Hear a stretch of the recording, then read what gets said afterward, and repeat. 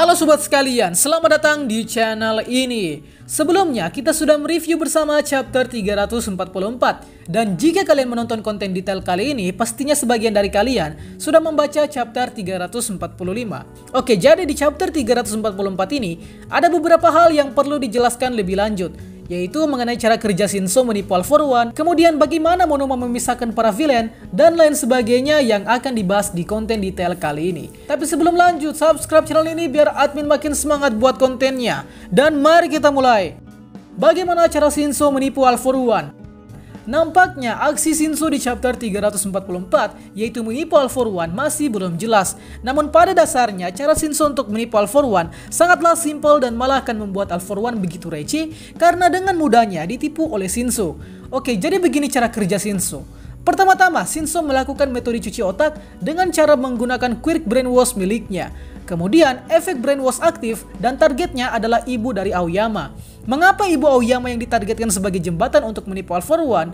Ini disebabkan karena All For One akan dengan mudah mengidentifikasi suara dan radar kebohongan dengan memakai quirk semacam poligraf. Sehingga untuk mempermudah komunikasi antara ibu Aoyama dan All For One, maka perlu secara langsung menggunakan ibu Aoyama untuk komunikasi. Nah, dari sini akhirnya diketahui bahwa quirk brainwash milik Shinso kini sudah semakin diperkuat. Oleh sebab yang dulunya hanya dapat menyuruh korbannya untuk menuruti perintahnya, kini Shinso dengan quirk brainwash dapat menyuruh korbannya untuk berbicara sesuai dengan isi otak dan perasaan si korban.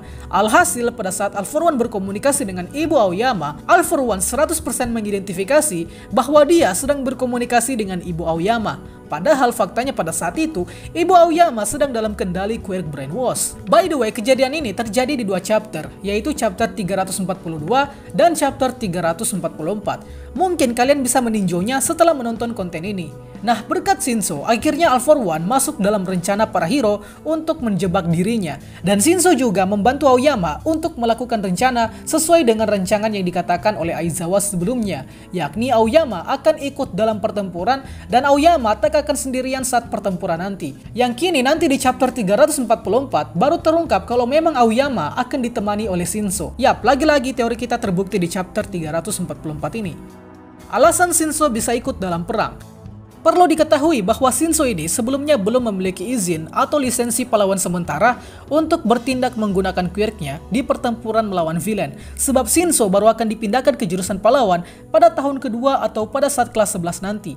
Sehingga Shinso harus menunggu setidaknya beberapa bulan untuk mengikuti ujian lisensi pahlawan sementara, sama seperti yang dilakukan oleh Deku dan kawan-kawan lainnya. Nah, akhirnya di chapter ini terjawab sudah pertanyaan yang menjanggal selama beberapa chapter, yakni ternyata Shinso sudah diberi izin untuk ikut dalam perang dan menggunakan quirknya. Tentu saja Shinso dapat keistimewaan tersebut disebabkan karena Shinso diketahui memiliki quirk yang mumpuni untuk meminimalisir potensi ketahuan kalau All For One sedang ditipu. Dan untuk itu, All Might serta Aizawa meminta persetujuan langsung kepada Mera untuk mengizinkan Shinso turut hadir dalam perang yang sedang berlangsung. Jika kalian lupa, Mera ini adalah ketua panitia pada saat ujian lisensi pahlawan sementara. Dan kini Mera menjabat sebagai petinggi Komisi Keamanan Publik oleh karena Nyonya Presiden sebelumnya terluka akibat diserang oleh cloningan Twice yang berubah menjadi Redestro. Nah, akibatnya Shinso kini berhasil menipu All For One dan kini berkat keikutsertaan Shinso, maka para villain berhasil masuk dalam perangkap yang dibuat oleh hero. Keberhasilan Monoma.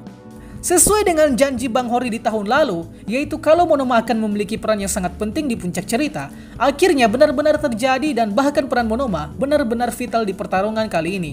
Bagaimana tidak, Monoma adalah kunci suksesnya rencana untuk pemisahan villain, yaitu dengan cara memisahkan villain dengan bermodalkan quirk warp gate milik Kurogiri. Akan tetapi di balik suksesnya Monoma, ada beberapa hal yang membuat Monoma sebelumnya kurang yakin akan kemampuannya, yaitu tentu saja karena batasan dari quirk copy yang dia miliki. Quirk copy dari Monoma diketahui memiliki batasan yang cukup menjadi penghambat, yaitu quirk copy tak bisa dengan mudah mengcopy quirk bertipe akumulasi rumit. Akumulasi rumit di sini bisa seperti One for All, Rewind, dan juga Warp Gate, sehingga membuat Monoma perlu waktu yang cukup lama jika ingin menguasai quirk yang bertipe akumulasi. Nah, ajaibnya di chapter ini, Monoma rupanya sudah semakin kuat pula, yakni Monoma kini bisa menguasai Warp Gate dengan cepat sebelum akhirnya digunakan saat pertempuran melawan All For One. Nah, dengan kemampuan Monoma yang memaksa dirinya untuk menguasai Quirk Warp Gate, kini berkat Monoma, para villain berhasil disebar dan siap untuk dieksekusi oleh para hero. Akan tetapi tentunya Quirk Warp Gate yang dimiliki oleh Monoma ini tidak akan bertahan lama, sebab durasi Quirk Copy untuk menduplikasi Quirk yang lain adalah berkisar hingga 10 menit lamanya. So, dengan begitu, Monoma tetap memiliki batasan yang perlu diawasi. Tapi meskipun begitu, rencana para hero sekali lagi berhasil karena keikutsertaan Monoma. Oh ya, jika kalian ada yang bertanya mengapa Monoma tak melakukan hal serupa pada saat perang melawan Paranormal Liberation sebelumnya, ini disebabkan karena pada saat itu Monoma sedang ditugaskan untuk menjadi pasukan support yang bertugas untuk mengirimkan logistik kepada para pahlawan. Ya, bisa dibilang peran Monoma dulu hanyalah sebagai anak bawang, dan kini di perang kedua, Monoma seakan menjadi harapan baru bagi pihak hero. Apa itu sistem Troy? Ada hal menarik di balik sistem Troy yang diaktifkan oleh All Might, yaitu sistem Troy ternyata tidak hanya berupa fasilitas asrama dan juga benteng. Namun lebih daripada itu, Troy adalah mesin kurungan yang super besar yang digunakan untuk menangkal serangan Quirk di camp milik Shigaraki serta mengurung banyak villain dalam beberapa kuba.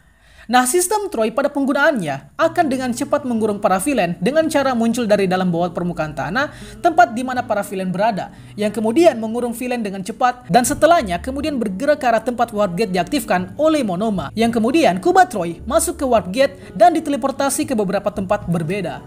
Tapi lebih daripada itu, sistem Troy nampaknya memiliki sejarah dan ceritanya sendiri, yang mana ini sempat ditis oleh All Might dan juga Sukauchi. Nah, cara kerja sistem Troy nampaknya pernah digunakan pula oleh All Might pada saat pertempuran pertama melawan All For One di belasan tahun yang lalu, sehingga membuat All Might pada saat itu menang dari All For One, dan bukti dari pertempuran tersebut adalah luka besar pada perut All Might, sehingga membuat All Might cedera parah sampai saat ini. Meskipun ada pertanda bahwa rencana yang serupa dengan sistem Troy pernah dilakukan oleh All Might untuk menghadapi All For One, tetap saja ini belum dapat dipastikan sebab di kisah My Hero Academia, baik di Vigilante, movie, ataupun team up mission, belum pernah menampilkan pertarungan pertama antara All For One versus All Might di masa lalu.